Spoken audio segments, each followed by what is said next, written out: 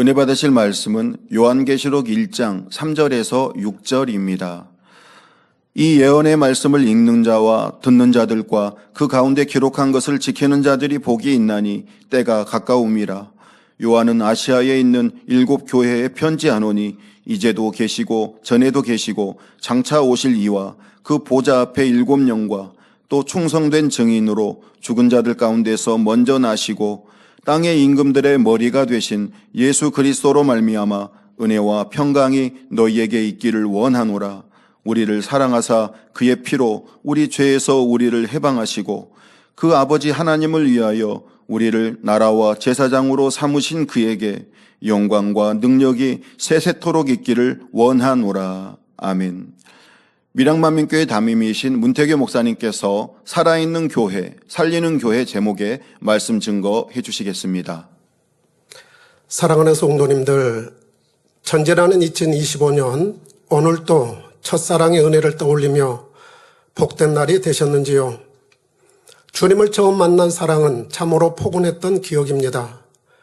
그때는 지금과 비교하면 마음의 죄악이 많았음에도 불구하고 충만하고 행복했습니다. 기도하여 응답을 받기라도 하면 나도 하나님의 사랑을 받는구나 라는 감동이 밀려오면서 믿음이 성장하였던 시기였지요. 성도로서 하나님을 알아가는 즐거움도 참으로 컸던 기억입니다. 다윗이 시편 119편 131절에 내가 주의 계명을 사모함으로 입을 열고 헐떡였나이다는 고백이 공감되었던 시절이기도 했습니다. 현재의 우리의 모습은 어떨까요? 전진하는 흐름에서 첫사랑의 행복을 찾아가는 즐거움으로 더욱더 충만함을 입어가시기를 주님의 이름으로 기원합니다. 오늘은 살아있는 교회, 살리는 교회라는 제목으로 말씀을 전합니다. 이 말씀은 우리 성도님들만이 아닌 교파를 초월하여 타 교회 목회자나 성도님들도 들으시겠다 싶어 요한계시록에 기록된 7 교회를 살펴보면서 영적으로 살아있는 교회, 영혼을 살리는 교회가 되기 위해서는 어떠해야 하는지 살펴보고자 합니다. 예수 그리스도를 섬기는 교회로서의 역할에 대하여 교훈을 얻고자 함이지요. 교회라 하면 삼위일체 하나님을 믿으며 주 예수 그리스도 은혜로 거듭난 이들이 모여 예배하는 공간입니다. 찬양과 기도가 있고 성도님들이 성령의 역사 가운데 교회 활동을 하는 공간입니다. 그리스도 예수 안에서의 변화와 생명을 얻고 영혼이 잘되어 영육간 축복을 받는 공간이지요. 부활과 주의 재림을 사모하는 은혜와 함께 천국에 대한 소망으로도 가득한 공간입니다. 그러하게 목회자는 늘 마음을 쓸 수밖에 없지요. 선포하는 말씀은 영혼들을 살리는 교회 기능을 감당해야 하니까요. 그런데 마지막 때인 지금은 다양한 사상이 교회 안에 들어오고 사람들의 생각이 앞서다 보니 혼탁해져 가고 있다는 생각도 들 정도입니다. 주어질 때가 가까워질수록 더욱 깨어있어 세상과 구별된 삶을 살아야 하는데 말입니다. 이런 면에서 7 교회의 면면을 살펴보는 것도 의미가 있다 하겠습니다. 7 교회들에게 주신 말씀은 교회사 측면에서 보면 어느 시대를 불문하고 교회의 기능과 성도들의 신앙 상태를 점검할 수 있는 말씀입니다. 7 교회를 찬찬히 들여다보면 외적으로나 내부적으로나 다양한 일들을 겪으면서 신앙을 지키기 위한 영적인 싸움들이 참으로 치열했음을 볼 수 있습니다. 예나 지금이나 어둠의 세력들은 교회가 든든히 서가는 것을 원치 않기 때문이지요. 엄청 싫어합니다.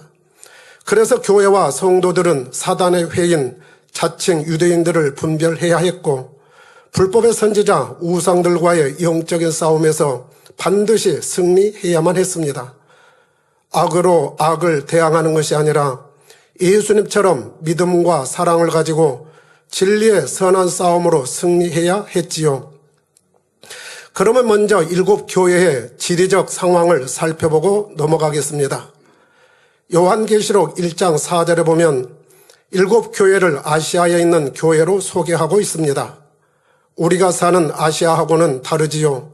우리는 극동아시아에 속하고 7교회가 있는 곳은 소아시아로 중동 지역 가까이에 있습니다. 현재 트리키에 나라에 있는데 예전 이름은 터키입니다.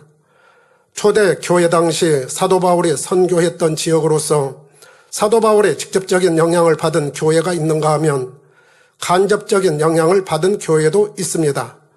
지도를 보겠습니다. 지도를 보면 오른쪽 아래 예루살렘이 보이는지요? 이스라엘 땅입니다. 그 위로 다메섹이 보이는데 사도 바울이 주님을 만나 회심한 곳이고요. 오늘날 시리아에 위치하고 있으며 시리아의 수도입니다. 사도 바울은 회심 후 3차례 선교 여행을 했습니다. 보고 계신 지도가 바로 그 무대였습니다.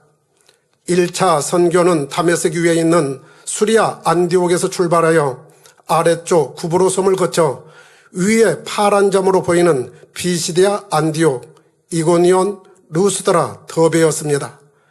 2차 때는 성령의 역사로 인해 좌측 상단에 빌립보가 보이는 마게도냐 지역으로 넓혀갑니다. 유럽 지역이지요. 그곳에서 자주장사 루디아를 만나 교회를 세웠는데 그 교회가 우리에게 익숙한 빌립보 교회입니다. 자주장사라니까 좀 어떤 장사인가 궁금해 하실 수 있는데 고급 옷감, 자주색으로 만든 고급 옷감을 장사하는 사람입니다. 그 빌립보 교회를 이루는 주축이 되었지요. 그곳에서 복음을 전파하던 중 감옥에 갇히기도 했는데 밤중에 바울과 실라가 찬양하자 옥문이 열리는 사건이 일어난 장소이기도 합니다. 이를 계기로 감옥을 지키던 간수가 전도되었지요. 바울은 유대인들의 핍박이 심해지자 그 아래 데살로니가로 가서 전도했고 유대인들이 그곳까지 따라와 방해하자 베레아를 거쳐 아래로 내려와 종교성이 많은 아덴에서 복음을 전하였습니다. 이곳에서는 성과가 없자 그 옆에 있는 고린도 지역으로 가서 교회를 세우게 됩니다. 말도 많고 탈도 많았던 그 유명한 고린도 교회입니다. 교회와 성도들은 영적으로 무장하며 분별력을 키워가야 했지요. 사도 바울이 영적으로 분별할 수 있도록 조목조목 그리스도의 사랑을 담아 애타는 심정으로 구구절절히 편지한 내용이 바로 고린도 전후서에 기록된 내용들입니다. 그로 인하여 고린도 교회는 영적으로 잘 정립할 수 있었고 사도 바울의 위로가 되는 좋은 교회로 성장했습니다. 예수 그리스도를 믿는 모든 교회와 성도들에게 기독신앙과를 정립할 수 있는 좋은 교회가 되었지요. 지중해 위쪽에 밤모섬이 보이는데 사도 요한이 유배되어 계시록을 쓴 장소입니다. 그 위에 붉은 점 7개가 보이는데 오늘 말씀드릴 교회가 있는 지역입니다. 에베소부터 시계 방향으로 교회 순서를 보면 요한계시록에 기록된 순서입니다. 에베소 교회, 서머나 교회, 버가모 교회, 두아디라 교회, 사대 교회, 빌라델피아 교회, 라오디게아 교회입니다. 머리 글자만 따면 서, 버, 두, 사, 빌라입니다. 나름의 연상기법으로 외워두면 7교회의 특징들을 익히는데도 도움이 되실 것입니다. 에서, 버두, 사빌라. 그러면 기록된 순서대로 각 교회 속으로 들어가 보겠습니다. 7교회의 특징들을 말씀을 들여다보면 좀 어려울 수 있습니다. 바라기는 성령의 역사 가운데 포인트들을 깨우치며 은혜를 입었으면 좋겠습니다. 첫 번째 교회는 신앙생활의 첫사랑이 언급된 에베소 교회입니다. 주 포인트는 첫사랑을 회복하라는 권면의 말씀이었지요. 교회와 성도들은 많은 어려움 속에서도 영적인 것을 우선하며 신앙을 지키고 있었습니다.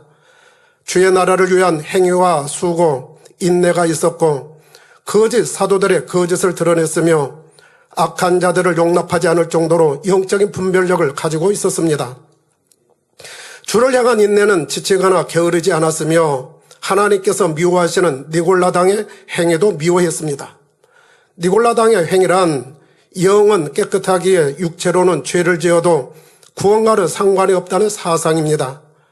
예수 그리스도만 믿으면 행위에 상관없이 구원받는다는 잘못된 구원관이자 십자가의 도를 부정하는 사상이지요. 이렇듯 에베소 교회는 주를 향한 믿음이 있었는데 속사정은 좀 달랐습니다. 시간이 흐르면서 처음 사랑을 버렸다는 것입니다. 첫사랑은 주님을 처음 영접하고 성령을 받았을 때 나타나는 감동입니다. 지옥에서 천국으로, 사망에서 영생의 은혜를 입었다는 생각에 이 세상 그 무엇과도 비교할 수 없을 만큼 가슴 벅찬 감동이지요. 성경을 보거나 예배하면서 하나님의 마음을 알아가는 감동도 있습니다. 교회 가는 것이 즐겁고 십자가를 보거나 성경을 들고 가는 사람만 보아도 친근감을 느낍니다. 예배가 사모되니 앞자리는 금자리라며 침노하게 되고 말씀은 꿀송이처럼 달게 느껴집니다. 지각한다는 것은 마음에서 용납이 안 되지요. 찬양하는 것이 즐거우니 조금 전 불렀던 찬양이 저절로 흥얼거려지기도 합니다. 모임이 있으면 적극적으로 참여하게 되고 보이지 않는 형제들을 보면 이해가 안 되기도 했었습니다. 나름의 사정이 있었을 터인데도 모이기를 패하는 어떤 사람들의 습관과 같이 하지 말고 오직 권하여 그날이 가까움을 볼수록 더욱 그리하자는 말씀에 그렇지 하면서 뿌듯함을 느끼기도 하는 시절이었습니다. 누군가 봉사 제안이라도 해오면 오히려 고마울 정도로 반가웠습니다. 교회 활동에 시간 가는 줄 모르고 보냈던 뭉클함도 보람도 있었습니다. 성도님들도 그때 그 시절이 생각나시는지요? 에베소 교회 성도들은 그런 첫사랑의 감동이 식었다는 것입니다. 주님은 이것을 어디에서 떨어졌는지를 점검하고 회개하여 처음 행위를 가지라고 하십니다. 감동이 없는 신앙생활, 몸이 건조한 교회 생활이 되어서는 안 된다는 것이지요. 만일 그리하지 않으면 촛대를 옮기신다고까지 하십니다. 촛대를 옮긴다는 것은 각 사람의 마음과 교회에서 성령 또는 사명을 거두신다는 말씀이니 구원에도 문제가 될 수 있음을 언급해 주신 것이지요. 영적 성장을 위해서는 멈추거나 퇴보를 해서는 아니 됨을 권면해 주신 것입니다. 성도님들, 혹 이런 생각이 드는 분은 안 계시는지요? 나는 신앙의 연륜이 있고 시간이 흐른 만큼 직분도 있고 사명도 받았는데 왜 내게 예전 같은 감동이나 충만함이 없는 걸까 하고요. 변함없이 예배드리고 기도하고 봉사하고 충성도 하는데 말입니다. 그렇다면 영적인 소화 능력을 점검해 보시기 바랍니다. 음식을 먹고 나서 소화가 잘 안 되면, 소화가 잘 되면 그 다음 식사도 기다려집니다. 먹는 즐거움과 행복이 있기 때문이지요. 그런데 소화가 안 되면 사정은 달라집니다. 먹고 싶은 생각이 줄어들고 부담으로 작용할 수 있습니다. 부담이 되니 자연히 재미도 없어지고요. 음식과 멀어지기도 합니다. 영적인 부분도 마찬가지입니다. 영적인 소화불량에 걸리면요, 말씀을 들어도 감동받기 어렵습니다. 전에 들었던 말씀 정도로 생각하고요, 아는 말씀이니 하며 흘려버리고 무감각해지기도 합니다. 때로는 부담이 되기도 합니다. 자신과 걸림이 된 사람이 있게 되면 그 사람이 제발 변화를 받았으면 좋겠다는 생각이 앞서기도 하지요. 듣고 변화되어야 될 사람은 정작 자신인데도 환경 탓, 주변 탓, 상대 탓만 하고 있는 것이지요. 곰곰이 생각해보면 자신의 속 좁음이 문제요, 이해하고자 하는 마음이나 아직 용서하고자 하는 마음이 없어서 문제인데 말입니다. 그러니 발견하고 깨우치면서 변화될 기회를 잡지 못하고 그 소중한 말씀을 흘려버리는 것입니다. 진리에서 벗어나 판단하면서도 자신이 옳다고 생각하니 상대가 그러게만 보이기도 하고요. 서로 변론하는 욥과 친구들의 모습이자 변화받기 전에 욥과 같은 모습입니다. 영적인 소화불량에 성령의 도우심을 받지 못하니 답답해지고 공고해지기도 합니다. 그러다 보니 말씀에 걸림이 되어 시험에 들기도 하고요. 혹여 만에 하나라도 이런 현상이 자신에게 있다고 하면 기도하면서 점검해 볼 필요가 있겠습니다. 영적인 교만은 영의 흐름을 타는데 막대한 지장을 초래하니까요. 식물은 어제 마셨던 똑같은 물을 흡수하면서 오늘 또 성장을 계속합니다. 하나님의 말씀은 누구에게나 차별이 없으십니다. 의에 줄이고 목마른 사람은 소화 능력이 좋습니다. 그러니 식물이 그러하듯 모든 말씀이 때마다 좋은 양분이 되고 생명수로 작용하지요. 야고보서 4장 6절에 그러나 더욱 큰 은혜를 주시나니 그러므로 일렀으되 하나님이 교만한 자를 물리치시고 겸손한 자에게 은혜를 주신다고 하셨습니다. 주님은 에베소 교회와 성도들이 인내하며 수고한 것, 거짓됨과 악한 것을 용납지 않고 게으르지 않음을 칭찬하셨습니다. 그러면서 점검해 주신 말씀은 처음 행위를 가지라였습니다. 그리고 이기는 자에게는 낙원에 있는 생명나무의 과실을 주워 먹게 하리라는 약속이었지요. 살아있는 교회, 영혼을 살리는 교회로서 더욱 생명력을 갖추기를 바라시는 주님의 마음이자 당부의 말씀입니다. 두 번째 교회는 서머나 교회입니다. 서머나 교회는 특별히 권면이나 책망을 받은 것은 없습니다. 여러 환란이 있고 궁핍하였지만 실상은 부유한 자라는 칭찬을 받았지요. 서머나 지역 또한 로마 제국의 통치 아래 있었기에 황제 숭배를 강요받는 등 박해가 심했습니다. 하나님을 믿는다 하면서도 예수 그리스도를 거부하는 자칭 유대인들의 회방도 있었습니다. 그들 중에는 사단의 도구가 되어 로마 제국의 박해를 부추긴 사람도 있었고 기독교인들을 당국에 고발하며 박해를 조장하기도 했습니다. 주님은 이런 자들을 향하여 실상은 유대인이 아니요 사단의 회라 하셨습니다. 하나님의 나라를 이룬다 했지만 그 결과는 그렇지 않았지요. 이로 인해 교회의 감독인 폴리캅 주교가 순교하는 일도 있었습니다.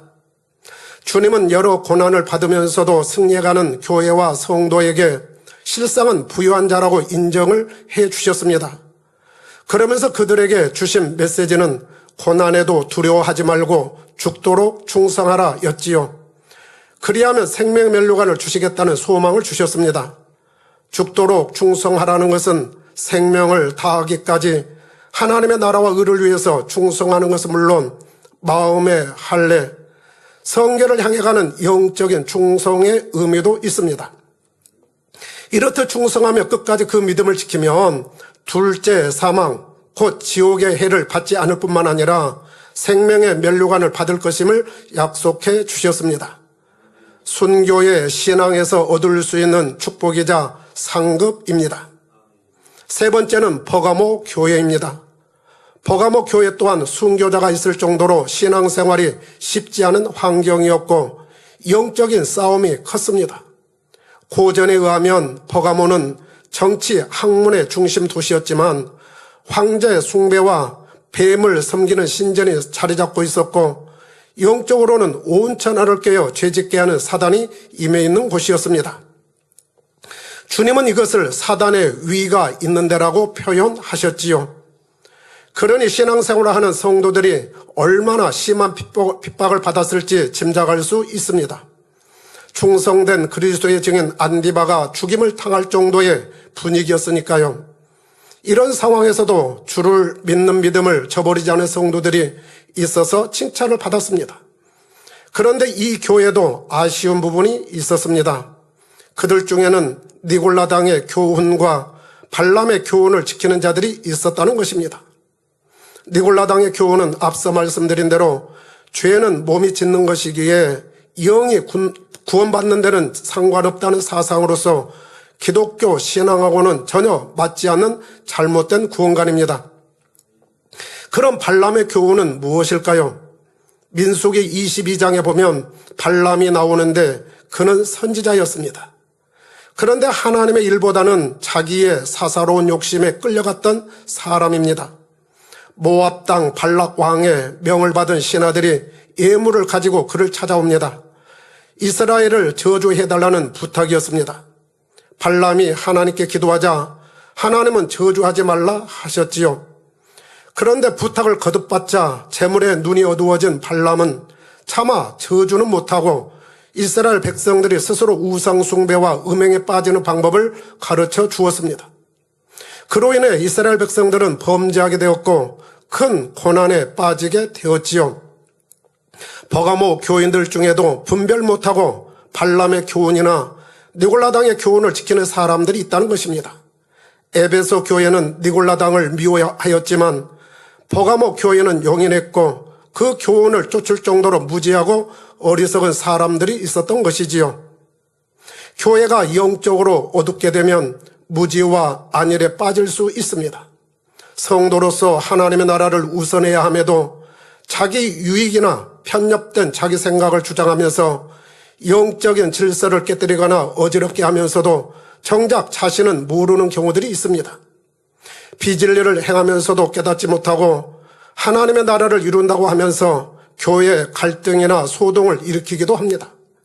이러한 사람을 바로 잡아주어야 할 위치에 있는 사람이 정확히 분별 못하면 자신도 모르게 비진리에 힘을 실어주기도 하고 한 걸음 더 나아가 부추기는 상황이 될 수도 있습니다. 교회를 어렵게 하는 것이지요. 화평을 깨는 것은 하나님의 역사도 주님의 역사도 성령의 역사도 아님을 알아야 합니다. 분쟁이 많았던 고린도 교회를 바라보면서 사도 바울은 이렇게 편지합니다. 고린도전서 14장 33절 하나님은 어지러움의 하나님이 아니시요 오직 화평의 하나님이시니라 하고요. 주님은 발람의 교훈이나 니골라당의 교훈을 따르는 이들에게 회개하라 하십니다. 그렇지 않으면 입의 검 곧 공의로우신 하나님의 말씀으로 심판하시겠다고 하시지요. 들을 게 있는 자는 성령이 교회들 성도들에게 하시는 말씀을 들으라 하시며 이기는 자에게는 만나와 힌도를 주며 그 위에 새 이름을 기록해 주실 것이라 하셨습니다. 곧 영혼의 양식인 말씀을 먹고 마시게 되면 예수 그리스도의 은혜 안에서 믿음의 반석에 서게 되리라는 말씀입니다. 세 번째 교회는 두아드라 교회입니다. 이 교회와 성도들의 사정은 어떠했을까요? 진리의 말씀과 불꽃 같은 눈동자로 살피시는 주님께서 주 안에서 이루는 사업과 사랑과 믿음과 섬김과 인내를 안다 하시면서 그들의 나중 행위가 처음 것보다 많도다 하십니다. 이는 칭찬 같지만 엄밀히 말하면 칭찬인 동시에 영적인 상태를 일깨워 주시는 말씀입니다. 두아드라 교회 성도들은 마음의 할례와 변화보다는 외면적인 행위에 치우쳐 있었기 때문입니다. 그리고 주님은 책망할 일이 있다고 하십니다. 이세벨 같은 거짓 선지자를 용납함으로써 성도들로 하여금 음행하게 하고 우상의 재물을 먹게 했다는 점입니다. 그러면 이세벨은 누구며 무엇을 용납했다는 것일까요? 이세벨은 이스라엘 서쪽 지중해 해변에 있는 시돈 땅 에바알의 딸로서 북이스라엘 아합 왕에게로 시집와서 왕비가 된 이방 여인입니다. 그녀는 자기 나라의 우상인 바알과 아세라를 가지고 들어왔습니다. 이로 인해 아합 왕은 물론 신하와 백성들까지 우상 숭배에 물들게 했습니다. 심지어 마음에 거슬리는 하나님의 선지자들을 죽이기까지 했습니다. 엘리야 선지자까지도 죽이려고 혈안이 되어 있었지요. 그런데 열왕기상 18장을 읽어가다 보면 이런 살기등등한 암울한 분위기 속에서도 오바다란 사람의 마음씀을 보면서 극적인 감동을 받게 됩니다. 목숨이 풍전등화 같은 선지자들을 굴에 숨겨주고 먹을 것을 제공해 주었던 것이지요. 참으로 복받을 중심이다 싶습니다. 이세벨은 참으로 영적으로 무지하고 어리석은 여자였습니다. 엘리야 선지자가 불을 끌어내리고 오랜 가뭄에 비를 내리게 하는 등 권능을 보여주었음에도 회개하기는커녕 오히려 엘리야를 죽일 생각만 하였지요. 그녀의 악행은 이것만이 아니었습니다. 남편이 백성인 나아봇의 포도원을 갖고 싶어 하자 가진 모락을 꾸며 나아봇을 죽이고 탈취해서 줍니다. 조상으로부터 물려받은 땅이라며 지키고자 했던 나아봇의 순수한 마음을 아랑곳하지 않고 비류 두 사람을 동원하여 거짓 증언케 하고 그를 죽인 후 포도원을 빼앗은 것이지요. 비류란 도덕적으로 타락하여 부정직하거나 남을 해치는 사람을 말합니다. 일명 악당이라고 하지요. 악의 악을 쌓아간 아합 왕은 전쟁터에서 비참하게 죽었고, 이세벨은 결국 개들이 그 시체를 먹을 것이라는 엘리야의 예언대로 하나님께서 예후를 통해 아합 가문을 심판하실 때 비참한 최후를 맞이했습니다. 악행의 결과였지요. 우리는 여기서 또 하나의 교훈을 얻을 수 있습니다. 미혹하고 악을 행한 것은 이세벨이었지만 그 악행에 물들거나 동조했던 남편 아합 왕이나 이스라엘 백성들도 어려움을 함께 겪었다는 사실입니다. 성경 곳곳에 보면 하나님께서는 하나님의 자녀들이 악인과 연합하면 안 된다고 누누이 경계해 주셨습니다. 악의 영향을 받으면 분별할 수 있는 감각이 떨어지거나 동조할 수 있기 때문이지요. 잠언 17장 15절에서는 악인을 의롭다 하며 의인을 악하다 하는 이 두 자는 다 여호와의 미워하심을 입느니라 하시는데, 사사로운 정과 욕심에 이끌리면 의인과 악인을 구분 못하여 악인을 의롭다 하거나 의인을 악하다 할 수 있습니다. 그러니 하나님께서 기뻐하시는 기도의 향을 올려드릴 수 없고 영적인 코드를 맞출 수 없는 것입니다. 이렇듯 두아드라 교회를 통하여 주시는 교훈에는 빛과 어두움이 사귈 수 없고 의와 불법이 함께할 수 없다입니다. 그리스도와 벨리알 우상이 조화를 이룰 수 없다는 것이지요. 교회 안에서 인본주의로 가게 하거나 세상과 타협하게 하는 세속화 현상은 경계해야 할 부분입니다. 하나님의 나라를 위한다면서 교회 분위기를 흐트리거나 세상적으로 흐르게 해서도 안 되고, 자신을 하나님 앞에 합당하지 않는 사람들과 함께 묶어두지도 말아야 하고요. 영적 성장에 걸림돌이 될 수 있기 때문입니다. 두아드라 교회는 이세벨과 같은 악의 근원을 용납함으로 죄악에 물들어가고 있었습니다. 성도들이 이방인의 종교의식에 동참하게 되고 무감각해지니 그들의 우상 숭배를 묵인하거나 동조하게 되었던 것입니다. 더 나아가 우상 숭배자들의 음행에까지 동참하게 되는 등 문제가 심각했던 것이지요. 주님은 사단의 깊은 것을 알지 못하는 그들에게 다른 짐으로 지울 것이 없다 하십니다. 영적으로 더욱 깊어지는 신앙생활을 할 수 없다는 것은 슬픈 일이지요. 다만 그들에게 원하시는 것은 현재의 믿음과 사랑, 인내심을 가지고 세찬 육의 흐름의 물결에 휩쓸리지 않기를 바라셨습니다. 주님은 그들에게도 끝까지 신앙을 지키며 이기는 자에게는 만국을 다스리는 권세와 새벽별을 주시겠다고 약속해 주셨습니다. 곧 진리 가운데 행해 나가면 궁극적으로는 비진리를 주관하는 원수마귀 사단을 이기고 구원의 은혜를 입을 것이니 하나님의 자녀로서 인정해 주시겠다는 것입니다. 여기서 우리는 교회는 단순히 하나님의 나라를 위한 좋은 행위만이 아니라 거짓 가르침을 분별하고 물리치는 것도 매우 중요함을 깨우칠 수 있습니다. 기독교 교회에서는 오직 그리스도 예수만이 구세주이심을 믿습니다.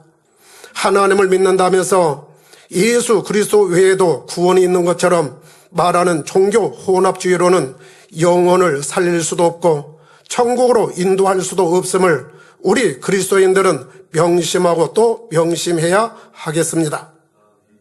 다섯 번째는 사대교회입니다. 사대라는 도시는 매우 부유한 도시였습니다.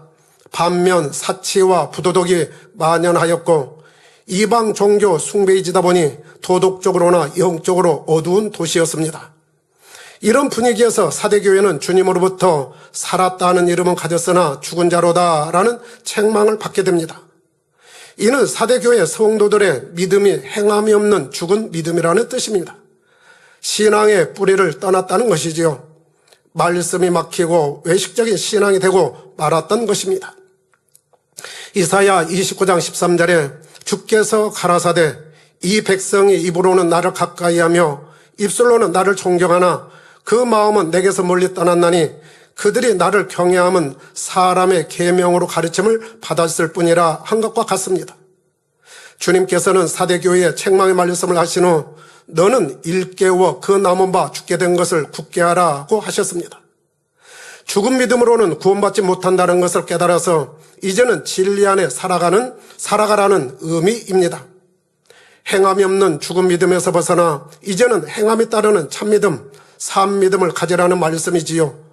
이어서 내 행위에 온전한 것을 찾지 못했는데 남아있는 믿음을 굳게 하고 회개하여 주 안에서 받은 것과 들은 것을 생각하면서 깨어 지키라고 하셨습니다.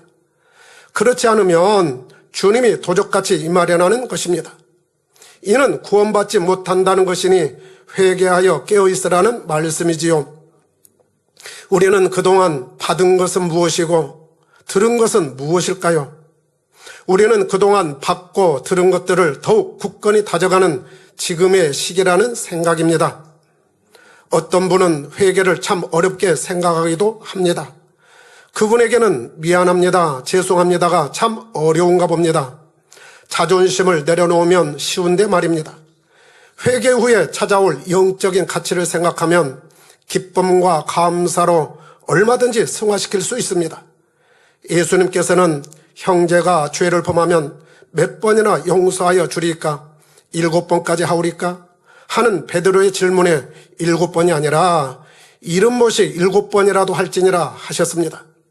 하나님은 중심에서 통회하는 자를 구원하시고 동이 서에서 먼 것 같이 죄가를 멀리 옮기신다 하셨습니다. 너희의 죄가 주홍 같을지라도 눈과 같이 휘어질 것이요 진홍같이 붉을지라도 양털같이 되리라 하셨습니다. 회개 후 빛 가운데 거하는 자에게 주어지는 은혜이자 사랑입니다. 죄의 속성에서 나온 행동을 긍정적으로 생각해보면 변화될 절호의 기회입니다. 오히려 변화될 자신을 생각하면 기대감으로 충만해지기도 합니다.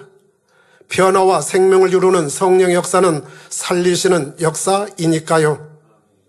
사대교회 분위기는 형식적인 신앙에 머물고 있으면서 꺼져가는 심지와 같았습니다. 이러한 교회라도 살리기를 원하시는 주님은 그 중에서도 꿋꿋하게 신앙을 지켜가는 성도들이 있음을 보시고 희망의 메시지를 주십니다.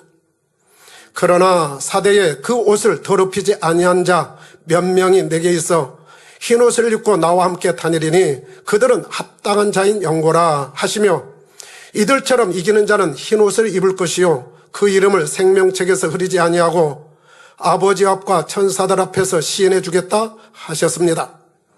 구원에 이른다는 희망의 메시지이지요.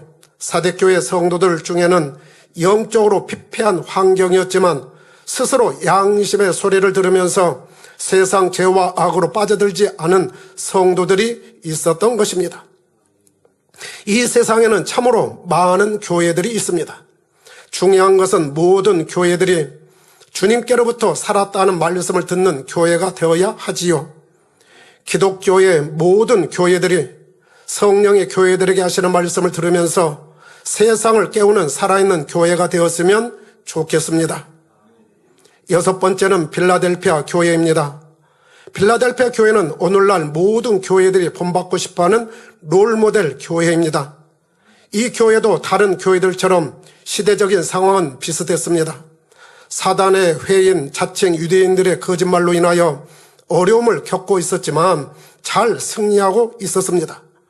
오히려 회방하는 자들 중에서 회개하러 나오는 사람도 있을 것임을 예시해 주셨지요.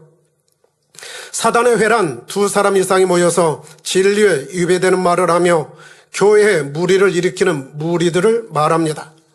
주님은 이러한 이들을 유대인이라 하지 않고 자칭 유대인이라 하셨습니다. 진리 안에 살지 못하면서 사단의 회에 속하여 판단하고 정죄하며 수군거림으로 교회 안에서 분쟁과 다툼을 일으키고 시험거리를 만들며 하나님의 나라를 회방하는 사람들이었기 때문입니다. 그렇지만 필라델피아 교회와 성도들은 영적인 분별력이 있었기에 흔들리거나 휘둘림을 당하지 않았습니다. 영적인 싸움에서 능히 승리할 수 있었던 것이죠. 그 승리의 비결은 무엇이었을까요? 그들에게는 하나님의 깊은 마음과 영계법을 알 수 있는 말씀이 있었습니다.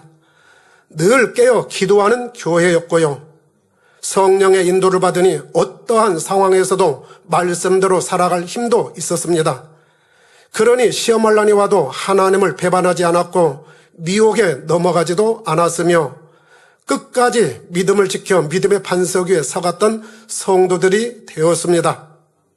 무엇보다도 인내의 말씀을 지키면서 신앙 성장에 필요한 연단도 잘 받았습니다.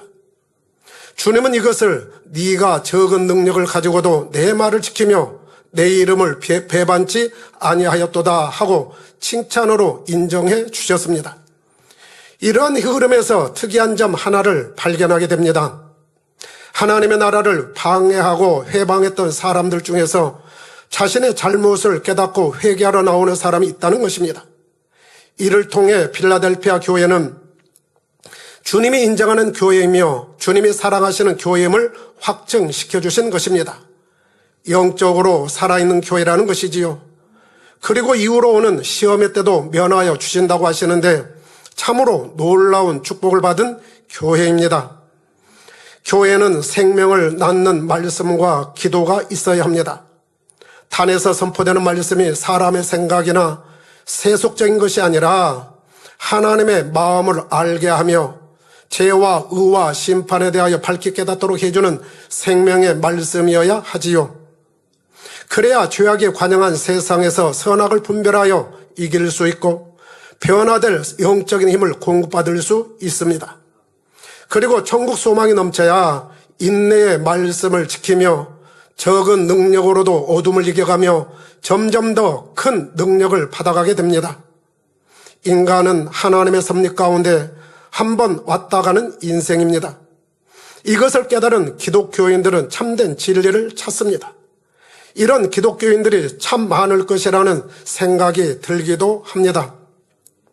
세상이 혼탁할수록 영적으로 목말라 하는 성도들은 있기 마련이니까요. 성령을 받고 첫사랑으로 뜨거웠던 분은 더욱 간절할 것입니다.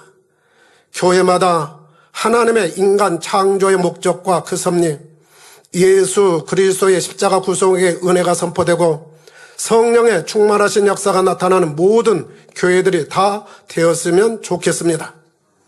주님은 필라델피아 교회가 칭찬을 받을 정도로 좋은 교회였지만 당부의 말씀을 아끼지 않으셨습니다. 내가 속히 말 것이니 네가 가진 것을 굳게 잡아 아무나 내 면류관을 빼앗지 못하게 하라 하십니다. 이기는 자에게는 하나님의 성전의 기둥이 되게 하고 새 예루살렘의 이름과 주의 이름을 기록해 주시겠다 하셨습니다. 궁극적으로 진리의 행함의 승자에게 주어지는 가장 아름다운 천국 새 예루살렘을 약속해 주신 것입니다. 신앙생활은 영적 성장을 이루는 과정입니다. 여기에는 시험 또는 연단이 있기 마련입니다. 새로운 피조물로서 하나님의 형상을 이루기까지 영적인 싸움을 해야 하지요.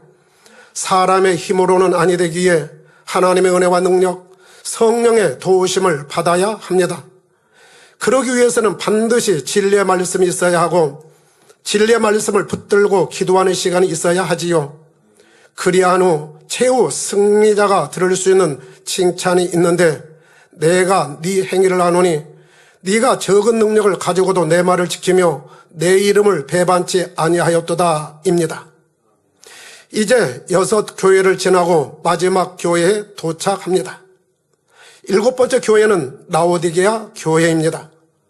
라오디게아 교회는 필라델피아 교회가 칭찬만 받았던 것과는 대조적으로 책망만 들었습니다.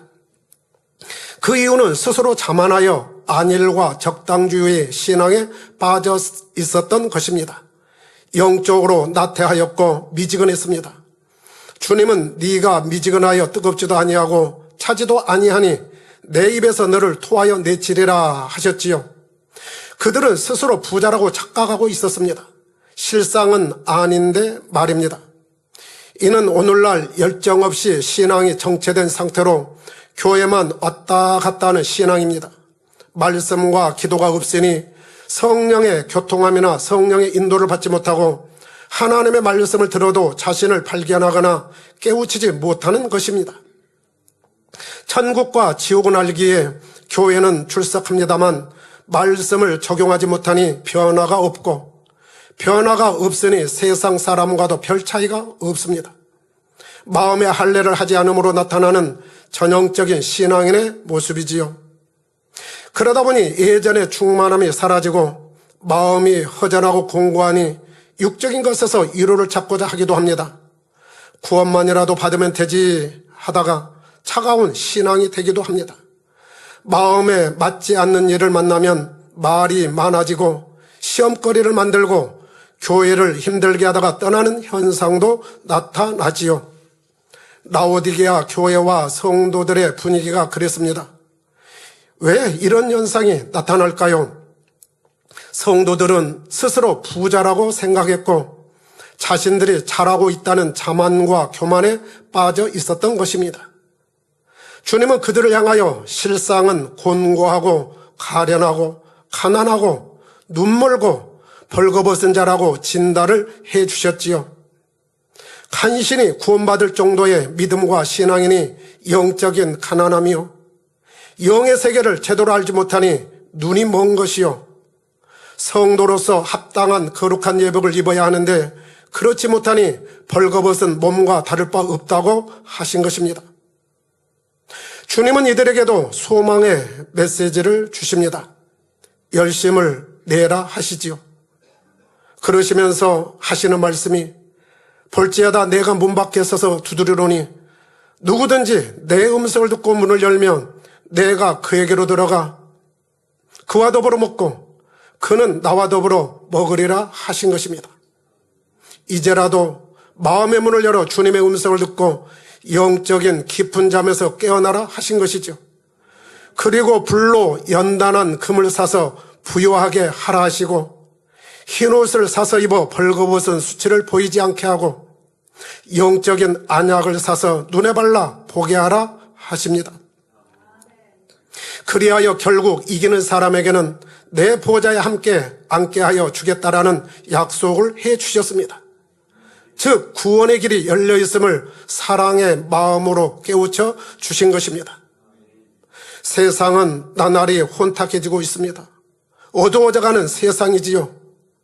교회는 영적으로 밝아야 성도들을 깨우며 살리는 역할을 할 수 있습니다. 생명의 말씀과 기도, 찬양에 어우러지는 교회, 성도들의 충성 봉사가 그리스도의 한계를 바라는 교회가 이상적인 교회요 성도입니다. 우리 기독교에서는 이러한 교회를 영적으로 살아있는 교회요 영혼을 살리는 교회라고 하지요. 교회를 이루는 것은 목회자 한 사람이나 교회 일꾼 몇 사람으로 이루어지는 것이 아닙니다. 모두가 다 믿음과 소망과 사랑의 띠, 진리의 띠로 하나 되고 화평으로 하나를 이룰 때 큰 힘을 발휘할 수 있습니다. 주님은 라오디게아 교회와 성도들이 영적으로 부욕해 되기를 바라셨습니다. 미지근한 신앙에서 깨어 뜨거운 신앙으로 회복하기를 바라셨고 마음의 어두움을 벗어버리고 빛나는 흰옷을 입기를 바라시고 영적인 안목이 열려 천국을 침노해 갈 수 있기를 바라셨지요. 결론입니다. 성도님들, 우리 개신교 교회와 성도들은 왜 하나님께서 사람을 창조하셨는지 그 이유와 목적을 알고 있습니다. 하나님의 마음을 닮은 참 자녀, 사랑스러운 자녀를 얻으시기 위한 섭리가 있음을요. 그래서 창조주 하나님께서는 사람을 창조하실 때는 다른 피조물과는 달리 특별하셨습니다. 진흙으로 손수 하나님의 형상대로 빚으셨고 생기를 불어 넣어주시면서 아버지 하나님께서 태초에 품으셨던 오랜 염원과 소망을 그 안에 담아주셨습니다. 그리하여 아담의 때로부터 이 땅에 태어나는 모든 사람에게는 이 염원이 다 담겨 있는 것입니다. 그러하기에 영이 없는 짐승과는 차원이 다르며 영혼육을 가진 사람은 누구나가 다 영혼을 사모하는 마음이 있는 것입니다. 죽고 싶은 사람이 어디 있겠습니까? 선한 양심이 작용하면 신을 찾게 되어 있습니다. 그러면 참신이신 하나님을 찾아야 하지요. 그리고 모든 사람은 창조주 하나님의 그 사랑에 응답해야만 합니다. 보답해드리는 열매가 되어야 하고요. 그저 왔다가 그저 가는 인생이 아니라는 것입니다. 주어진 삶과 신앙의 여정에서 하나님의 마음을 찾아가는 것은 매우 중요합니다. 그런데 방해자인 원수마귀 사단이 있기에 원수마귀 사단과 싸워야 하기에 성령의 도우심으로 영적인 전쟁도 잘 해야 합니다. 그래서 이번 설교에서는 7교회에서 교훈을 얻고 믿음의 선한 싸움을 하며 반드시 우리가 승리하자고 하는 것입니다. 7교회에 주시는 말씀에는 칭찬도 있습니다만 지적이나 권면, 책망의 말씀도 있습니다. 영적으로 살아있는 교회, 영혼을 살리는 교회가 되기를 바라시는 주님의 사랑의 메시지입니다. 귀 있는 자는 성령이 교회들에게 하신 말씀을 들을지어다 하시고 이기는 자에게는, 이기는 그에게는 무엇을 해주리라는 약속을 해주셨습니다. 목회자에게는 목회 방향을 제시해주는 이정표가 됩니다. 성도들에게는 신앙생활의 방향을 가늠할 수 있는 말씀입니다. 신앙인으로서 영적인 감각을 갖는다는 것은 무척이나 중요합니다. 쭉정이가 아닌 알곡을 바라시는 하나님의 섭리를 이루어 드려야 하니까요. 지금까지 우리 만민은 원로 목사님과 지금의 당회장님과 함께 이렇게 흘러왔습니다. 앞으로도 계속해서 전진하며 이루어갈 것입니다. 그러하기에 지금의 주회종님들 한 분 한 분이 너무너무 소중하다는 생각입니다. 장로님들이나 일꾼들이 소중하며 모든 성도님들이 다 소중합니다. 국내 지교뿐만 아니라 해외 지교회들까지도요. 모두 서로 존중하며 소중히 여겨주었으면 좋겠습니다. 성결복음으로 무장하면서 하나님의 나라와 의를 이루며 새 예루살렘을 목표 삼고 가는 모두가 다 귀한 분들이니까요. 그리고 기독신앙을 지키며 천국에 입상할 날을 소망하며 가는 모든 교회의 목회자분들과 성도님들도 참으로 소중하십니다.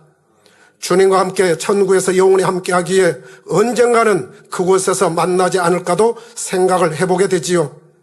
교파를 초월하여 천국을 소망하며 가는 모든 교회와 성도들에게 7교회에 주신 주님의 말씀이 늘 살아있어 최후 승리자가 다 되시기를 주님의 이름으로 기원합니다.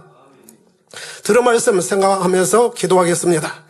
사랑의 아버지 하나님 감사합니다. 오늘 7개 주신 주님의 말씀을 중심으로 영적으로 살아있는 교회, 영혼을 살리는 교회라는 제목으로 말씀을 전했습니다.